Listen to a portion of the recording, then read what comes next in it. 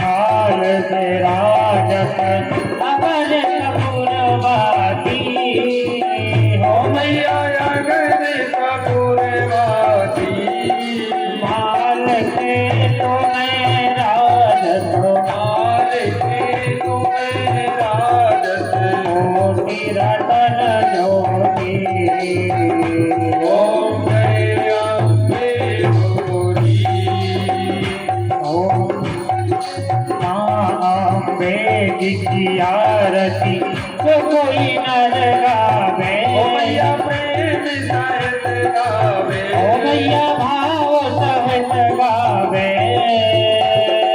भगत शिवानंद स्वामी मनवदत हरि हर स्वामी भगवान पति हर गावे ओम जय अम्बे ओम अम्बे की आरती तो कोई नर गावे हो मैया प्रेम सहित गावे भगत शिवानंद स्वामी भगत हरि हर स्वामी भगवान बल गावे ओम जय अम्बे गौरी ओम अम्बे गौरी मैया जय श्यामा गौरी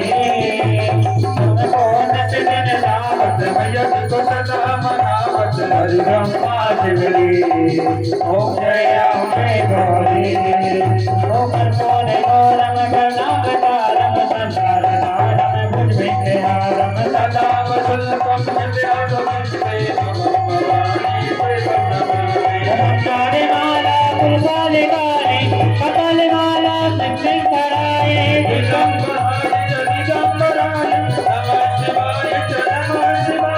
तुम्हें वो माता जपिता तुम्हें वो बंधु जपका तुम्हें वो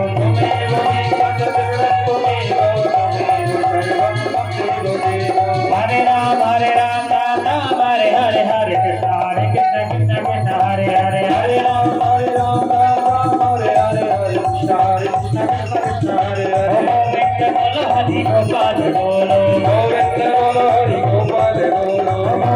बोलो हरि गोपाल बोलो गोविंद बोलो हरि गोपाल बोलो गोविंद बोलो हरि गोपाल बोलो गोविंद बोलो हरि गोपाल बोलो गोविंद बोलो हरि गोपाल बोलो राधा रमण हरि गोविंद बोलो राधा रमण हरि गोविंद बोलो गोविंद बोलो हरि गोपाल बोलो गोविंद बोलो हरि गोपाल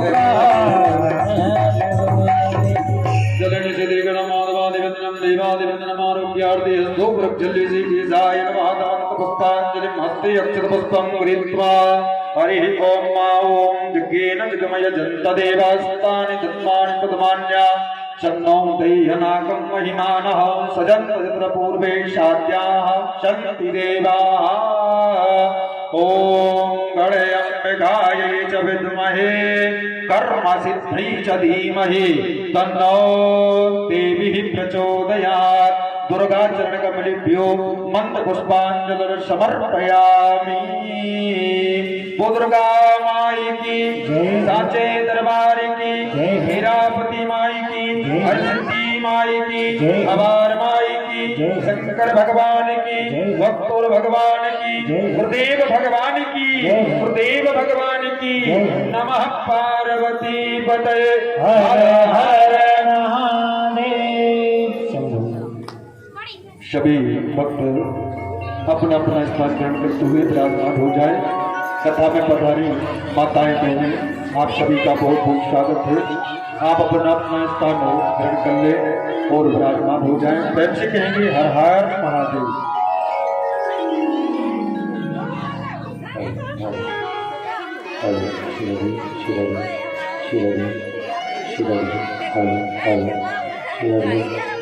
जय श्री राधे श्री राधे हर हर श्री राधे हर श्री राधे श्री राधे श्री राधे हर जय श्री राधे श्री राधे हर हर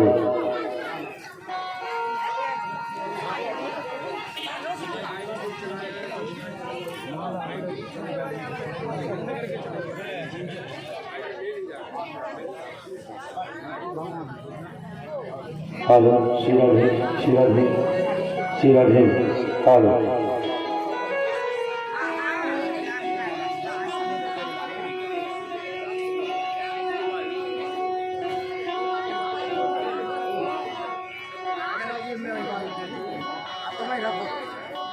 ये जो बीच में रस्सी बंधी है ना, इस रस्सी को खुलवा दीजिए। उसमें पंक्ति भेद हो जाएगा कि कुछ आगे बैठे हैं, कुछ पीछे बैठे हैं। सब अपने यहाँ सम हैं, विषम कोई नहीं है।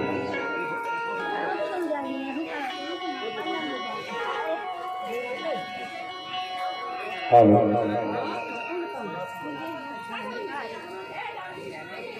हेलो, श्री राधे।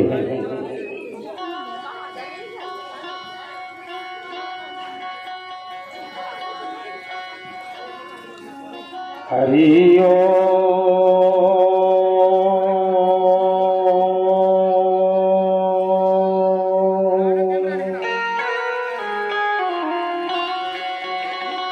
ध्येयं सदा परिभवान्यमभीष्टदोहम्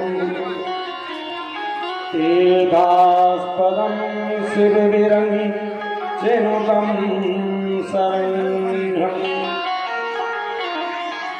प्रीत्यार्थेऽहं प्रणदबालभवादिगोतम् वन्दे महापुरुष ते चरणारविन्दम्।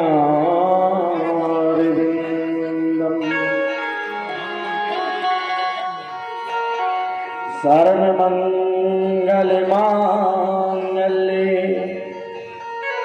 शिवे सर्वार्थसाधिके शरण्ये त्र्यम्बके गौरी नारायणी नमोस्तुते।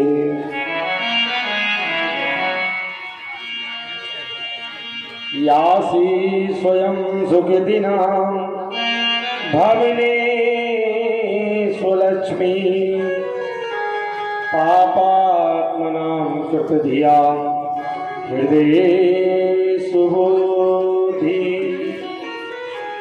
श्रद्धा सतां कुलजना प्रभवासि लज्जां तां त्वानतास्मि परिपालय देवि विश्वम्।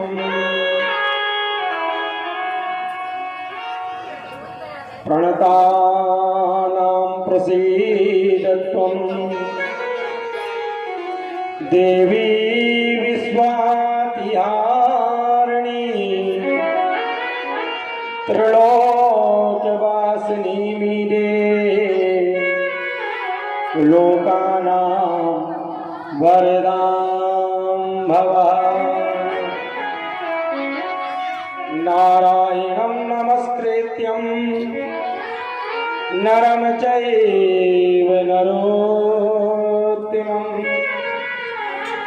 देवीं सरस्वतीं व्यासं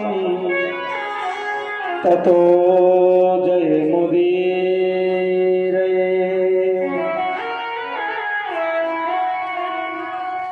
मनोजीवं मारुततुल्यवेगम् गुरुर्ब्रह्मा गुरुर्विष्णु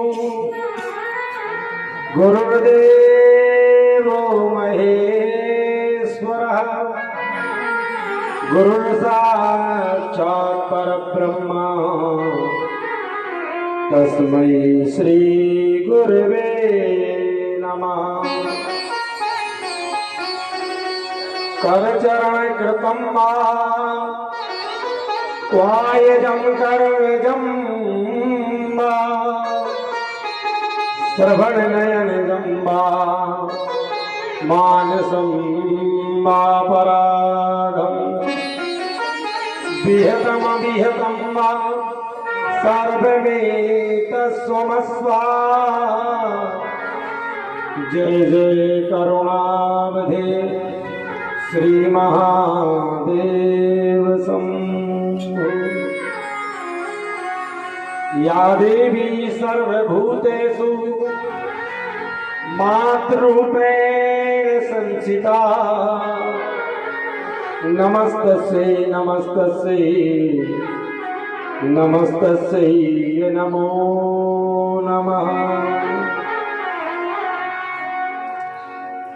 परम मंगलमय परात्परमेश्वर अकारण करुणामय माँ जगत जननी जगदम्बिका कल्याणी कल्याण को करने वाली जगत की जननी पराम्बा माँ भगवती जगदम्बिका को बारंबार प्रणाम करते हुए,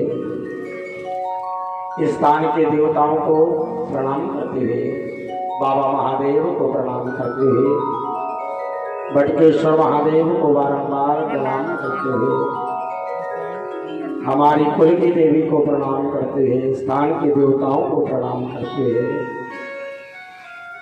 माता पिता गुरु के चरण कमलों को प्रणाम करते हुए, आइए आज हम सब पुनः माँ भगवती जगदम्बिका की यह श्रीमद् देवी भागवत की कथा, जिसके विश्राम दिवस के रूप में हम और आप पुनः आज की इस विश्राम यात्रा का शुभारंभ करते हैं। हमारे और आपके अंदर बैठे रघुनाथ को भी बारंबार प्रणाम करते हैं। सब मिलकर के आनंद के साथ आनंद विभोर होते हुए भगवान नाम को लेते हुए स्मरण करते हुए गुनगुनाते हुए आइए हम सब परमात्मा की उसी कथा में प्रवेश करते हैं, जहाँ कल हम सब लोगों ने वाणी को विश्राम दिया।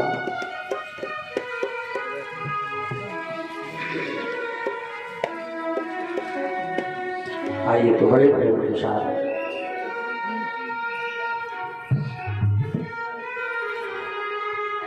प्रभु हमारे और हमारे भक्तों की जो लगन आपसे लगी है, यही लगन हमारी सदैव लगी रहे। इसी कामना के साथ यह आज का पुष्प आपको तैयार करते हैं कि लागी तुम संग यारी,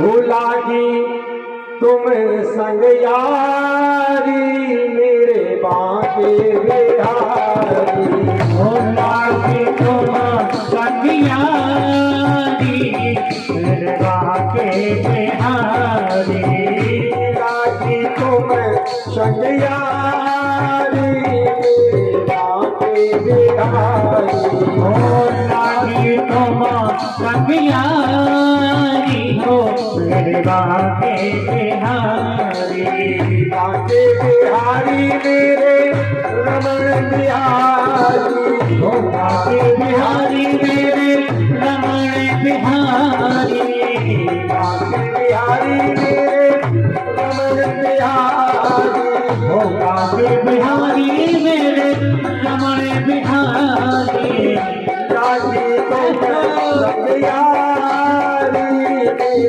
बांके बिहारी, हो लागी तुम संग यारी हो मेरे बांके बिहारी।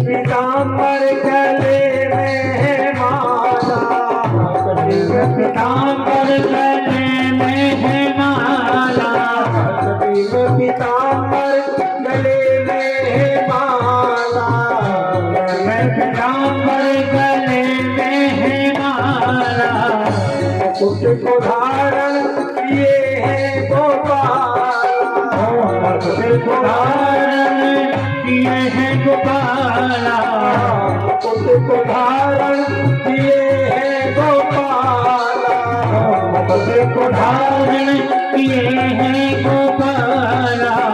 घुंघराजी घुंघराजी घुंघराजी करके सारी सारी हो मेरी बांके बिहारी, घुंघराजी करके सारी सारी हो मेरी बांके बिहारी, बांके बिहारी मेरे रमण बिहारी, हो बांके बिहारी मेरे रमण बिहारी, बांके बिहारी मेरे रमण बिहारी, बांके बिहारी मेरे रमण बिहारी।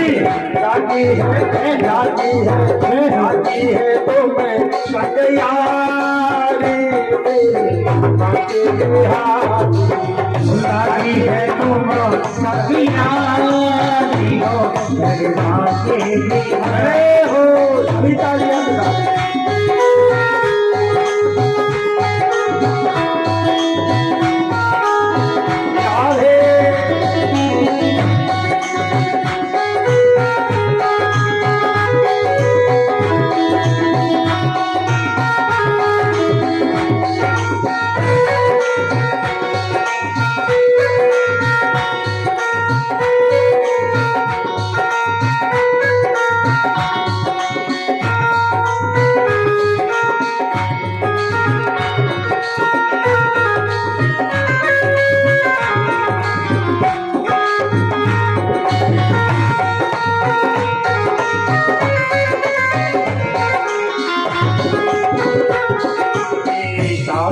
सूरतिया के दर्शन तुम्हारे, सबरी सुरतिया के दर्शन तुम्हारे, सबरी सूरतिया के दर्शन तुम्हारे, सबरी सुरतिया के दर्शन तुम्हारे। मुरली मनोहर सबसे न्यारे, मुरली मनोहर है सबसे निहारे, मुरली मनोहर सबसे निहारे, मुरली मनोहर सबसे निहारे। मन बैठे तेरे पुजारी हो मेरे बांके बिहारी, तेरे पुजारी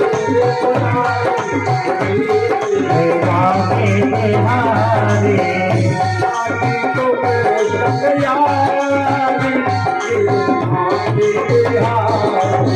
राजी है तुम सखियारी हो मेरे बांके बिहारी। जय हो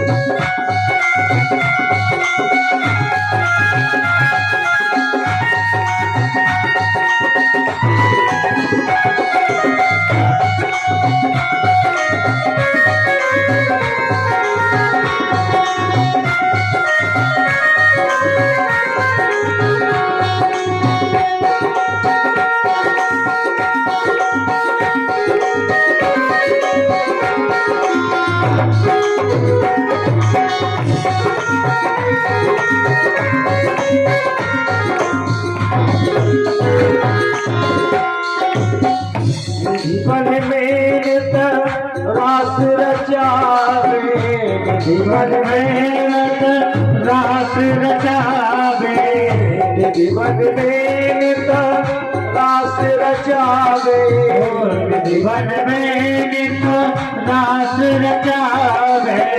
सब सखिया मिल गीत सुनावे, सब सखिया गीत सुनावे, सब सखिया मिल गीत सुनावे, सब सखिया मिल गीत सुनावे। राजे राजे राजे बारी बारी हो मेरी बांके बिहारी, ओ नाचे है बारी बारी हो मेरे बांके बिहारी। राजी है तुम्हें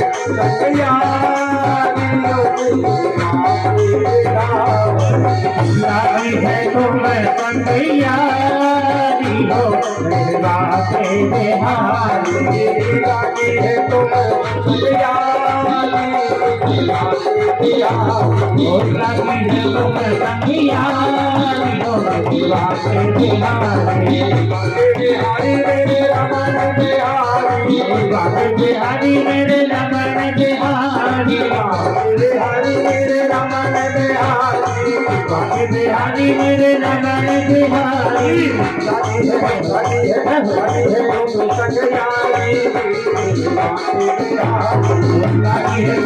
संगियारी हो मेरे बापे बिहारी मेरे बापे बिहारी मेरे बापे बिहारी। बोल भक्तवत्सल भगवान की जय हो वृंदावन धाम की जय हो माते बिहारी लाल की जय हो महादेव बाबा की जय हो जय जय श्री राधे श्याम।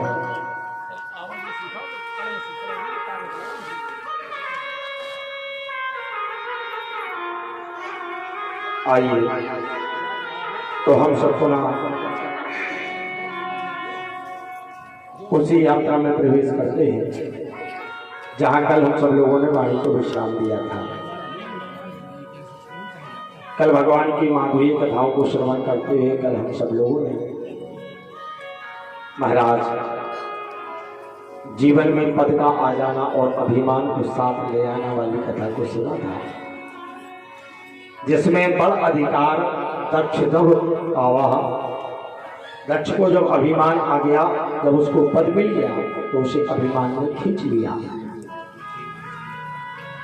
और जब उसके जीवन में अभिमान आया तो उसी अभिमान को दूर करने के लिए जगत जननी जगदंबिका महारानी ने अपनी एक लीला को रचा।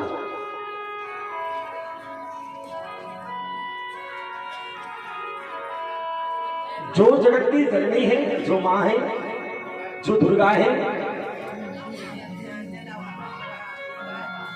जिसके केवल दर्शन करने मात्र से ही इस जगत के जीवों का कल्याण होता है।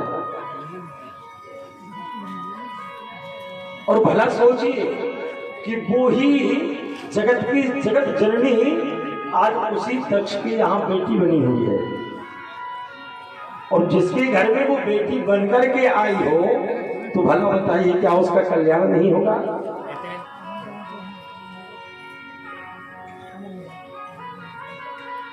केवल स्पर्श करने से, दर्शन करने से जिस जीव का कल्याण भगवती के द्वारा हो जाता है, और जो जगत की जननी जगदंबिका बैठी है जन्म लेकर, जिसकी यहाँ पुत्री बनकर के आई है,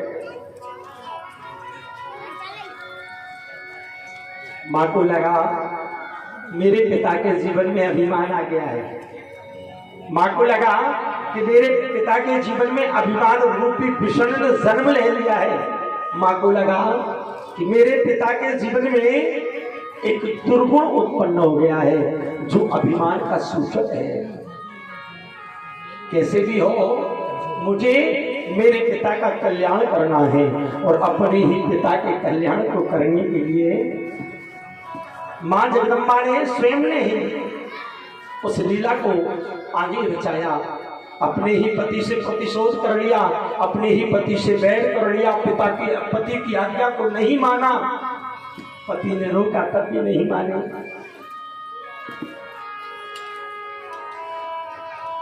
और जब नहीं मानी तो सोचा देखो ये कैसी है, मैं वो रोक भी रहा हूं तब भी नहीं मान रही, लेकिन वो मां जानती है मेरे जिससे मेरे पिता का कल्याण हो जाए, जिससे मेरे पिता का हित हो जाए, मुझे वही कार्य करना है। अपने पिता के हित के लिए, अपना ही अनहित कराने के लिए आज वो जगत की जननी मां आज स्वयं का अनहित करने को तैयार हो गई। लेकिन केवल किसके लिए? अपने पिता के लिए। आज भी हमें देखने को मिलता है, आज भी हमें सुनने को मिलता है आज भी जो बेटियां होती हैं ना, वो बेटियां आज भी अपने पिता के लिए सब कुछ करने को तैयार होती हैं। बेटियां अपने पिता के लिए सर्वस्व लुटाने के लिए तैयार होती हैं। बेटियां अपने पिता की लाज रखने के लिए तैयार होती हैं। बेटियां अपने कुल की राज को बनाने के लिए तैयार होती हैं।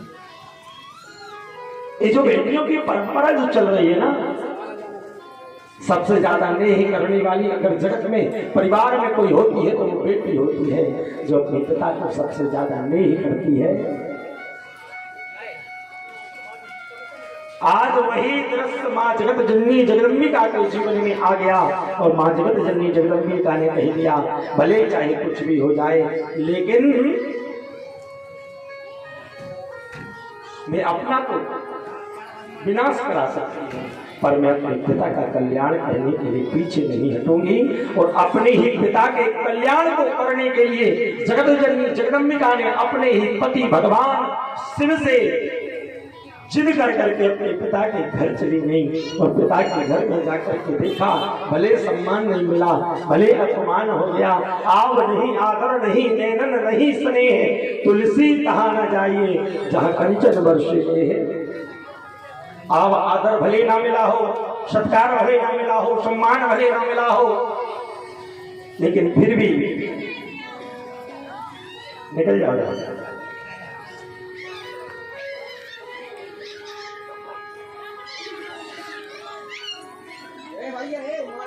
फिर भी गई हैं, पहुंच गई, जाकर के देखा जो अपने पिता के कल्याण के हित के लिए खड़ी थी, जो अपने पिता के कल्याण के लिए खड़ी थी, जो अपने पिता के कल्याण के लिए अपने ही पति से प्रतिशोध लेकर के आई थी, अपने ही पति से बैर बना करके आई थी, आज वही माँ भगवती ने जब जाकर के देखा भवन के अंदर, यज्ञ मंडप के अंदर की उस रचना को देखा, तो उस रचना में केवल दिखाई दे गया अपने पिता का कल्याण नहीं दिखा, केवल वहां दिख गया अपने पति का अपमान। और अपने पति के अपमान को देख सहन नहीं हुआ, चाहे मैं अपने ही अपमान को सहन कर लूंगी तो मुझे स्वीकार था, लेकिन जहां मेरे पति का अपमान हो जाए उस राय को मैं स्वीकार नहीं कर सकती। माँ जो होती है ना, वो हमेशा अपनी जगत में अपने पुत्रों का, अपनी संतान का कल्याण देखती है। और माँ केवल एक दृष्टि से बेटी बनी है, पर दूसरी दृष्टि से माँ बन करके आई है, और वो माँ कोई और नहीं है, जो बेटी बन करके आई है वही है जिस दक्ष ने भगवान जगत जननी जगदम्बिका की तपस्या करी और माँ को अपनी बेटी बना करके बुलाया। आज वही बेटी बनकर सामने खड़ी है। एक तो माँ का रूप है उसमें और दूसरा बेटी का स्वरूप है उसमें, दोनों रूप सन्मुख है। एक अपने पति की भी स्वभाव को देख रही है और दूसरे तब अपने पिता का भी कल्याण देख रही है। दोनों के कल्याण के हित के लिए मां सती ने सोच लिया, चलो जो होगा सो होगा, लेकिन अगर मेरे द्वारा मेरा अपना क्षय करने से ही मेरे पति और मेरे पिता का कल्याण होता है तो मैं उसी को करने के लिए तैयार हो जाऊं।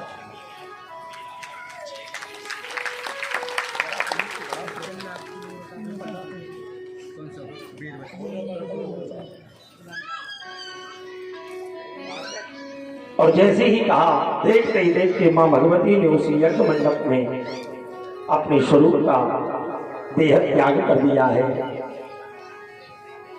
नमः पुष्करणेत्रेभ्यो जगद्धात्री नमोस्तुते माहेश्वरी महादेव्यो महामांगल मूर्ते। जिसमें सबका कल्याण हो, जिसमें सबका मंगल हो, आज उस मंगल कार्य के लिए माँ भगवती ने प्रकृति के सारे नियमों को बदलते हुए अपने आप को बदल दिया। और जैसे ही अपने स्वरूप को बदला, स्वरूप को बदलने के बाद खलबली मची। दक्ष का यज्ञ का विध्वंस करने के लिए वीरभद्र को भेजा भगवान शिव देही को उठाए जगत जननी जगदम्बिका नाना रूपों से प्रकट हो गई और अपनी अपनी यथा स्थान पर जाकर के सुशोभित होकर के देवी के मंदिरों को निर्माण करवा दिया। जैसे ही देवी मंदिर का निर्माण हुआ, भगवती की आराधना होना प्रारंभ हो गया और इस लोक में जो भगवती की सेवा करता है, माँ दुर्गा की सेवा करता है, माँ दुर्गा के व्रत को करता है, माँ दुर्गा की आराधना को करता है, चाहे वो काम से करे, सकाम से करे या कोई तंत्र से करे, मंत्र से करे या सिद्धि के लिए करे, जो जिस भाव से करना चाहता है, माँ भगवती उसी को उसी भाव से अपने धाम में जोड़ती है। माँ भगवती परम धाम को प्राप्त करती है। किसी प्रकार के नरक में व्यक्ति पड़ा हो और अगर उस व्यक्ति के परिवार का कोई स्वजन, अगर कोई व्यक्ति बुरे कर्म करते हुए लीन हो गया हो, बुरे कर्म करते करते अपने देह का त्याग कर चुका हो, बुरे कर्म करते हुए अपनी कुल की देवी का पूजन पाठ करना भूल गया हो, बुरे कर्मों में लीन होकर के अगर उसने अपनी कुल की देवी का परित्याग कर दिया हो, बुरे कर्म करते हुए अपने पाखंड बाद में आकर मांस मदिरा का सेवन करते हुए अगर उसने अपनी कुल की देवी का पूजन भी ना किया हो, अगर ऐसा भी कोई प्राणी देह का त्याग कर देता है तो उसका कल्याण नहीं होता। अगर कोई परिवार का स्वजन, कोई परिवार का व्यक्ति अगर उस व्यक्ति की आत्म कल्याण के हित के लिए कभी भी अपने परिवार में सतचंडी का यज्ञ कर देता है, सतचंडी का पाठ करा लेता है, तो उस जीव का संपूर्ण कल्याण हो जाता है। इसमें कोई संशय नहीं बताया, उस जीव का कल्याण हो जाता है। प्रकृति के मध्य में कलश रखने का विधान बतलाया है। जब भी कोई पूजन करे, कोई पाठ करे, कोई यज्ञ करे, कोई अनुष्ठान करे, घर में चाहे कोई छोटे से छोटी पूजन भी करे, यहाँ तक कि सत्यनारायण भगवान की सत्यनारायण भगवान की कथा भी करते हो तो उसमें भी कलश का विधान दिया है। बिना कलश का कभी कोई पूजन पूर्ण नहीं माना जाता। तो जन्मेजय महाराज ने प्रश्न कर दिया, महाराज हम आपसे एक बात जानना चाहते हैं कि पूजन पाठ में यज्ञ अनुष्ठान के मध्य में ये जो कलश रखने का विधान है ये क्यों है और कलश क्यों रखना चाहिए।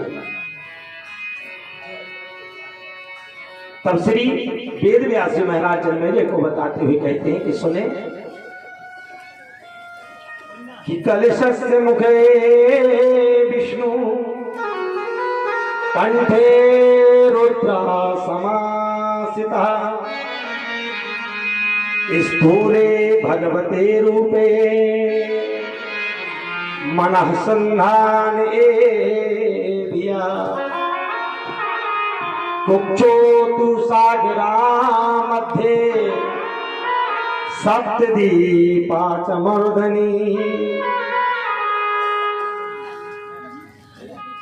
कलशस्य मुखे विष्णु, जो कलश होता है ना, कलश का जो मुख्य भाग होता है ऊपर वाला, कलशस्य मुखे विष्णु कंठे रुद्रा समासितः, कंठ में भगवान शिव का वास, मुख में भगवान नारायण का वास, स्थूले मध्यस्थ में कलशस्य मुखे विष्णु कंठे रुद्रा समासितः मूले स्थितो ब्रह्मा मध्ये मातृगण स्थितः, मध्य में आकर के बीच कलश में भगवान ब्रह्म का वास है। संपूर्ण देव नदियों का वास है। कुक्षो तु सागरः सप्तः सप्तद्वीपा च मेदिनी। कुक्षु बीच मध्य में अग्रभाग में जो पेट के आकार का बड़ा भाग होता है उस भाग में सप्त समुद्रों का वास भी हो जाता है। ऋग्वेदो यजुर्वेदो सामवेदो अथर्वणः अंगे च सहिता ब्रह्मा मध्ये मातृगणा स्मृतः। ऋग्वेद का भी वास उसी कलश में होता है, यजुर्वेद का वास भी उसी कलश में होता है, अथर्ववेद का वास भी उसी कलश में होता है और सामवेद का वास भी उसी कलश में होता है। एक कलश मात्र की स्थापन करने मात्र से संपूर्ण देव नदियां, तीर्थ नदियां, चतुर्थ वेदों का स्थापन, ब्रह्म का स्थापन, विष्णु का स्थापन, शिव का स्थापन, सारे देवता उसी कलश में आकर विराजमान हो जाती है। इसलिए कलश का विधान बदलाया है। और कलश में जो जल भरा है वो पूर्ण है। कलश से भरा जाता है तो कलश भी पूर्ण भरा जाता है, कंठ से। अब कई बार आजकल लोग होने लग गया है, थोड़ा सा जल डाल दो कलश में, और थोड़ा सा जल डाल करके कभी कलश का पूजन नहीं किया जाता। कलश अगर आपने अपने घर में रखा है, पूजन में रखा है, यज्ञ में रखा है, तो कलश बिल्कुल कंठ से भरा हुआ होना चाहिए। कलश अगर कंठ से नहीं भरा है, आधा भरा रखा है, तो वही भी दोषित है, उसमें भी दोष है। इसलिए केवल उसको पूर्ण रूप से भरे। क्यों? क्योंकि जब वो पूर्ण रूप से भर जाता है तो यहाँ पर वर्णन किया कि सृष्टि के विधान में मूल प्रकृति के 5 प्रकार की कही गई है। और 5 प्रकार की जो मूल प्रकृति है वो माँ दुर्गा, राधा, लक्ष्मी, सरस्वती और सावित्री के नाम से विख्यात हुई है। 5 देवियों के नाम का वर्णन दिया है। और इसी मूल प्रकृति में भगवान नारायण ने कहा है कि गणेश जननी दुर्गा, राधा, लक्ष्मी, सरस्वती, सावित्री च सृष्टि विधियो प्रकृति पंचाद्य स्मृति। और हे प्रभु, आप कृपा करके बताइए कि आखिर ये सृष्टि के जो 5 स्वरूप हैं, इन 5 स्वरूपों का जो वर्णन है वह कौन कौन सा है, और जो लक्ष्मी के रूप हैं वह कौन कौन से हैं, और लक्ष्मी के रूपों की जो रचना है वह क्या है, और लक्ष्मी किन किन रूपों से यहाँ जानी जाती है। हम आपसे यह भी जानना चाहते हैं। माता दुर्गा धर्म है, सत्य की कीर्ति स्वरूपा है, वह मोक्ष को देने वाली है, मोक्ष प्रदान करने वाली है। और माँ लक्ष्मी एक ऐसी है जो एक नहीं 3 रूपों को धारण करने वाली है। वही लक्ष्मी जो स्वर्ग में होती है ना, जो भगवान के पास रहती है, वैकुंठ में वास जो करती है, तो उन्हीं लक्ष्मी को स्वर्ग लक्ष्मी कहा जाता है। स्वर्ग में होती है तो स्वर्ग लक्ष्मी है। और किसी राजा के रजवाड़े में आ जाए तो उन्हीं को राज लक्ष्मी कहा जाता है, क्योंकि वो राजा की लक्ष्मी है, तो राज लक्ष्मी के नाम से जानी जाती है। और तीसरा स्वरूप दिया है जिसे प्रत्येक व्यक्ति को प्राप्त होता है, प्रत्येक घर में प्राप्त होता है, और प्रत्येक घर की शान होती है, प्रत्येक घर की शोभा होती है।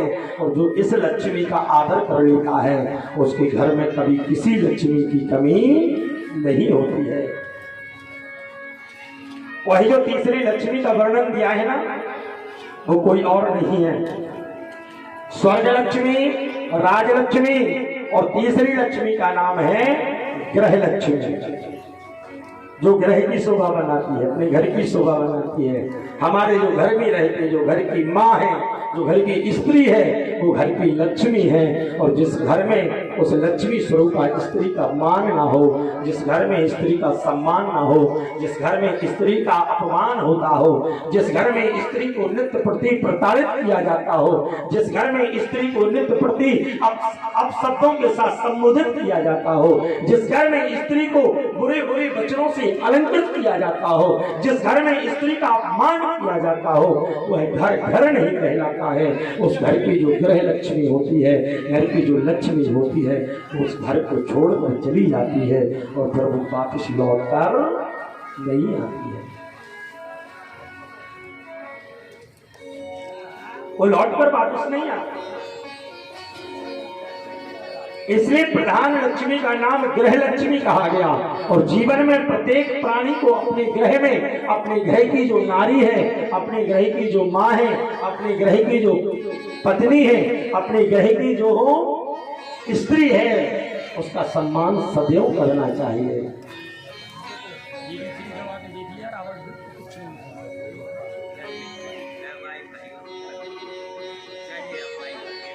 और जिस प्रकार का वर्णन किया ग्रह लक्ष्मी के स्वरूप में बनाया, सरस्वती जी भगवान की वाणी में आकर के बुद्धि को प्रदीप करती हैं, विद्या को प्रदान करती हैं।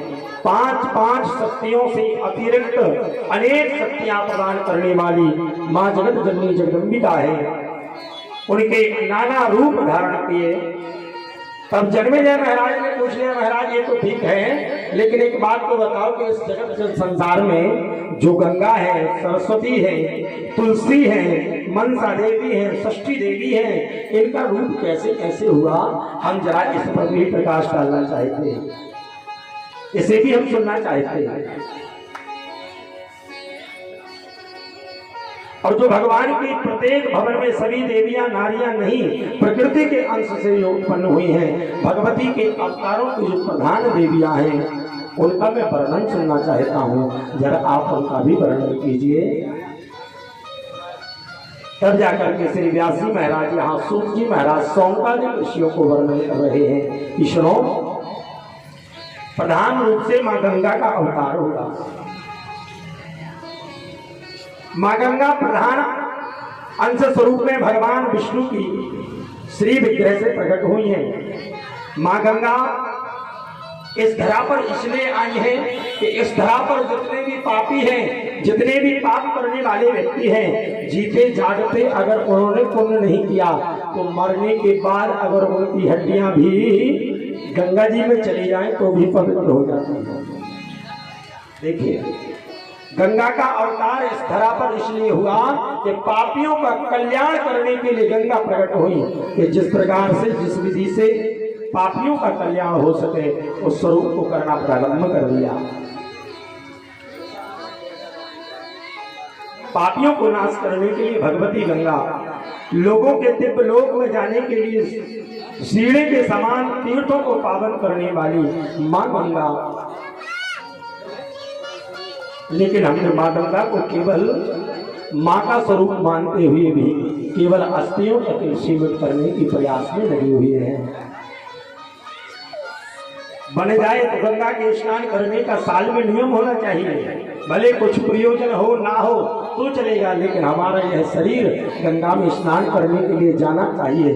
किसी भी कारण से जाए पर वर्ष में एक बार नियम होना चाहिए कि गंगा जी जाए। और व्यक्ति अगर एक वर्ष में एक बार भी गंगा का स्नान कर लेता है तो एक वर्ष के भीतर किए हुए जितने उसके पाप ताप संताप होते हैं, वो पाप ताप संताप सब क्षीण हो जाते हैं केवल एक बार गंगा स्नान करने से। इसलिए गंगा का स्नान जरूर होना चाहिए।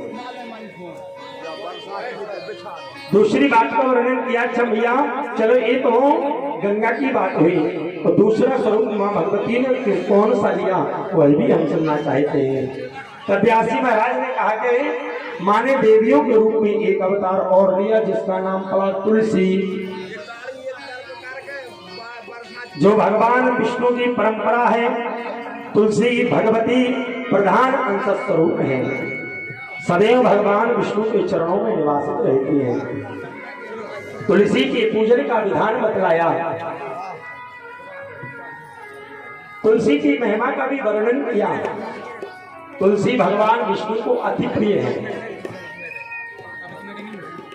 भगवान विष्णु की, भगवान गोपाल की, बालकृष्ण भगवान की अगर कोई पूजा करता हो और अगर भगवान बाल गोपाल से आप स्नेह ज्यादा करते हो तो भगवान के चरणार बिंदुओं में तुलसी चढ़ाना अति अनिवार्य है।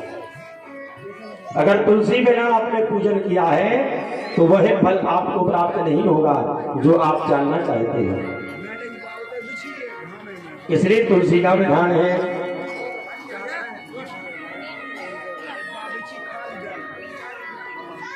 और तुलसी महारानी की पूजन का एक और विधान मेरी माताओं से निवेदन है, अगर आप लोग जानना चाहते हो, आप लोग चाहते हो कि हमारे घर में सुख शांति रहे, आप लोग चाहते हो कि हमारे घर में ऐसे वैभव रहे, आप लोग चाहते हो कि हमारे घर में सदैव प्रसन्नता बनी रहे, हमारे घर में सदैव लक्ष्मी का वास बना रहे, तो मेरी केवल दो बातों को अपने ध्यान में रख लीजिएगा। और आज से जाने के बाद कल सुबह जब हो तो सुबह से ही प्रारंभ कर दीजिएगा। केवल जीवन में 2 नियम पाल लेना। सभी मातृ शक्तियां तुलसी महारानी को दीपक जलाती हैं, सभी मातृ शक्तियां तुलसी के नीचे दीपक रखती हैं, लेकिन हम लोग दीपक जला तो देते हैं, जलाने के बाद दीपक को छोड़ देते हैं और वह दीपक 24 घंटा खाली उसी तुलसी के प्रभा के नीचे रखा रहता है। जब शाम होती है तो फिर दीपक में तेल डालते हैं, बाती डालते हैं, जला देते हैं। लेकिन यहाँ देवी भागवत में वर्णन स्पष्ट लिखा है, तुलसी के बिरवा के नीचे जो दीपक जलाया जाता है वो घर में शांति के प्रतीक होता है। लेकिन दीपक को जलाने के बाद जब दीपक शांत हो जाए तो उस दीपक को तुलसी के नीचे से उठाने का विधान है। दीपक कभी तुलसी के नीचे बुझा हुआ नहीं रखना चाहिए।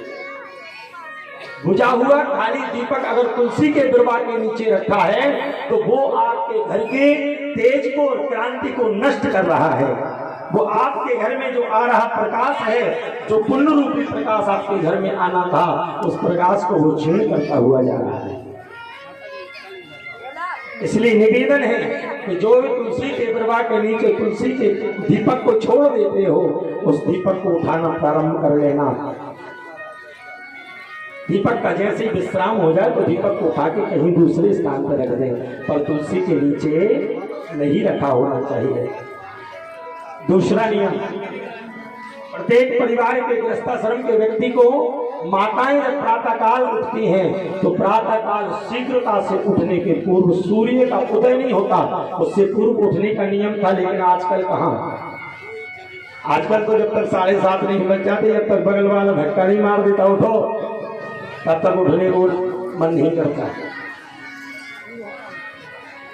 तब तक कोई उठता नहीं।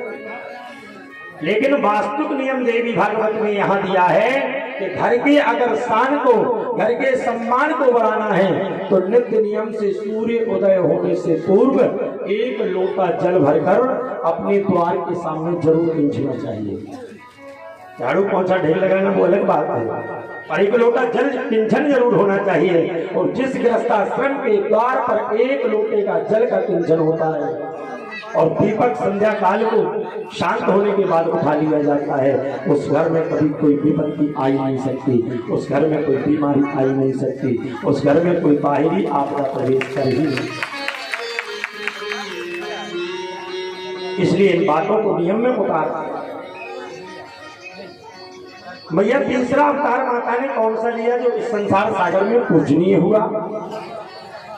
तीसरा वर्णन करते हुए कहा, माता ने एक कश्यप की पुत्री बनकर के जन्म लिया। महाराज कश्यप के यहाँ पर एक मनसा देवी नाम की बेटी उत्पन्न हुई, जिसे हम लोग मनसा देवी कहेंगे। मैया ने तीसरा अवतार मनसा देवी के रूप में लिया, जो शक्ति के प्रधान अंश से प्रकट हुई। वे भगवान शंकर के परिषद है और भगवान विष्णु की परम भक्त हैं।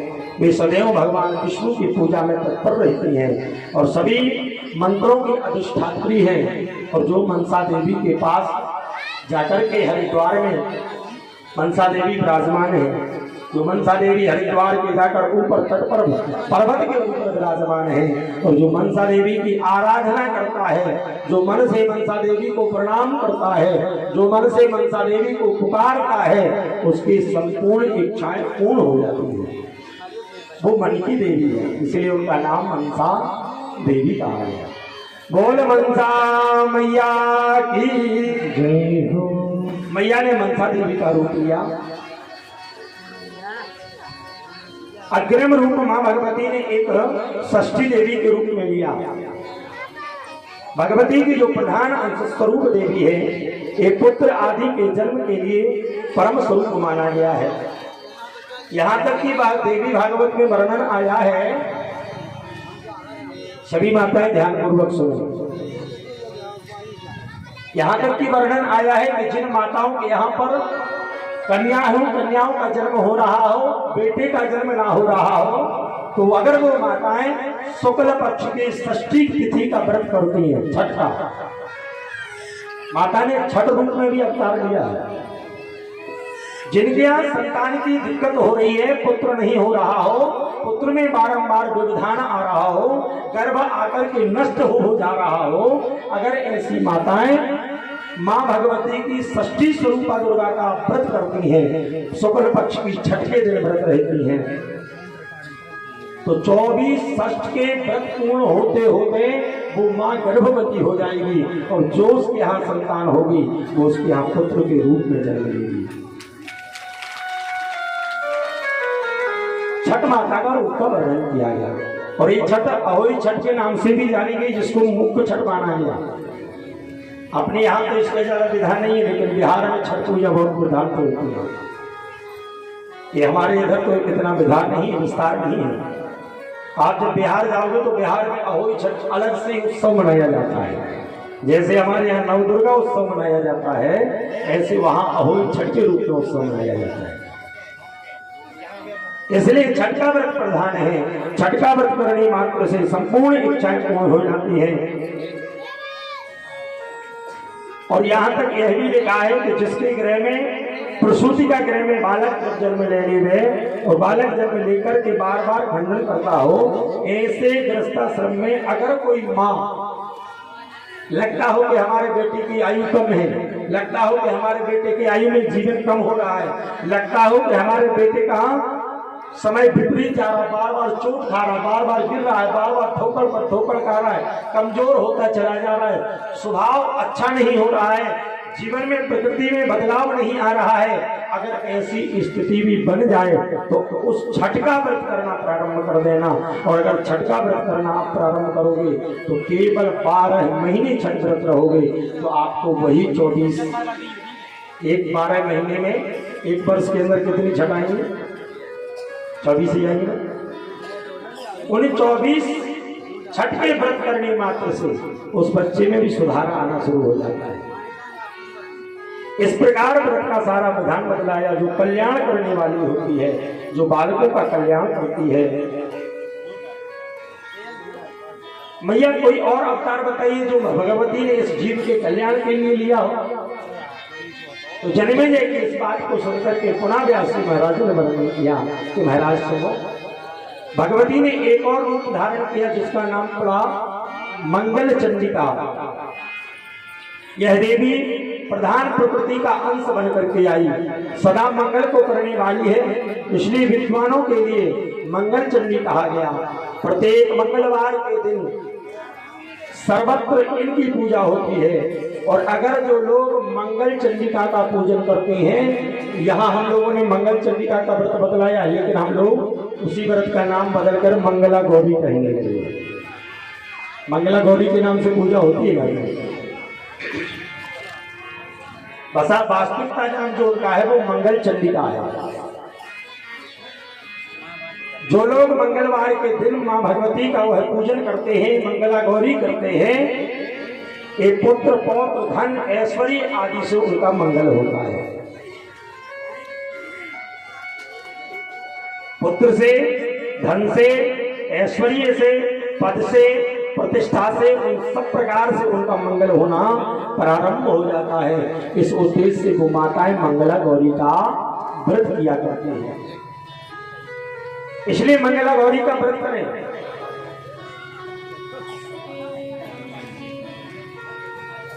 अग्रिम अवतार बताया मां कालिका का, भगवती काली। यह भगवती काली भी मां भगवती का ही अंश है। माता काली का प्रकट हुआ, वे स्वयं मनुष्यों के साथ युद्ध काल में भगवती दुर्गा के ललाट से प्रकट हुई। और मां काली का जो अवतार हुआ है वो दुर्गा के ललाट से उत्पन्न हुई है। ललाट माने होता है मस्तक। भगवती के मस्तक से उनका प्राकट्य हुआ, नाम काली पड़ गया। और भगवती के प्राकट्य उत्सव के कारण से ललाट से हुई है। भगवान कृष्ण का निरंतर चिंतन करने के कारण से उनका स्वरूप भी कृष्ण वर्णमय हो गया। भगवान कृष्ण का चिंतन करती थी, जिस कारण से वो कृष्ण वर्ण में आ गई और काली काली कहलाने लगी। तो काली के नाम से उनकी पूजा होने लगी। जो मंत्र सिद्धि के लिए सर्वोपरि है, मंत्र की साधना के लिए सर्वोपरि है, तंत्र मंत्र विद्या करने वाले, जादू टोना टोटका को जागृत करने वाले कालिका का ही पूजन करते हैं। और जो काली का पूजन करते हैं उनको मंत्र की साधना सिद्धि मिल जाती है। मंत्र की साधना की प्राप्ति होती है। लेकिन मां भगवती कालिका का पूजन का एक विधान है। जिनको भी सिद्धि करनी है वो कालिका के मंत्र से सिद्धि तो कर लेते हैं, मैया जल्दी प्रसन्न भी हो जाती है। लेकिन भगवती का एक रूप है कि वे हुंकार मात्र से संपूर्ण ब्रह्मांड का विनाश करा देती है। जो लोग मां काली की साधना करते हुए किसी व्यक्ति का अनहित करने लगते हैं, जो लोग मां दुर्गा की पूजा करते करते सिद्धियां प्राप्त करके किसी का अनहित करते हैं, ऐसे लोगों के ऊपर मां भगवती हुंकार रूप लगाती है और केवल हुंकार मात्र से, चाहे वो पंडा हो, चाहे पुजारी हो, चाहे कोई भी हो, उसको उठा करके मां भगवती क्षण मात्र में नष्ट कर देती है। क्योंकि मां का नियम है कि वो संसार सागर में केवल कल्याण करना चाहती है, क्योंकि वो मां है और मां के लिए पूरा संसार सागर उसका पुत्र है, उसकी संतान है और सबको एक समदृष्टि से देखती है। अगर चाहे संतान हमारे घर में 2 हो, 4 हो, 6 हो, लेकिन पुत्र चाहे नालायक क्यों ना हो, चाहे अच्छा हो जाए चाहे नालायक हो जाए, लेकिन पुत्र तो पुत्र ही होता है, उसको मां कभी अपने से दूर नहीं करती। मां हमेशा अपने बेटे को अपने पास रखती है। संसार वाले गालियां दे तो देते रहे, संसार वाले बुरा बोले तो बोलते रहे, जिसको जो कहना है वो कहता रहे, लेकिन मां कभी अपने बेटे को अपने से दूर नहीं करती है, चाहे वो बेटा अच्छा हो चाहे वो बुरा हो। इसलिए मां भगवती ने जो रूप धारण मां दुर्गा की ललाट से उत्पन्नता के कारण पड़ा नाम काली, और काली के नाम से भगवती जानी गई, इसलिए मां भगवती काली की आराधना की जाती है। इसलिए उनकी आराधना करो तो उनको प्रसन्न करने के बाद किसी का हित करने की इच्छा रखना, किसी के अनहित करने की इच्छा कभी मत करना।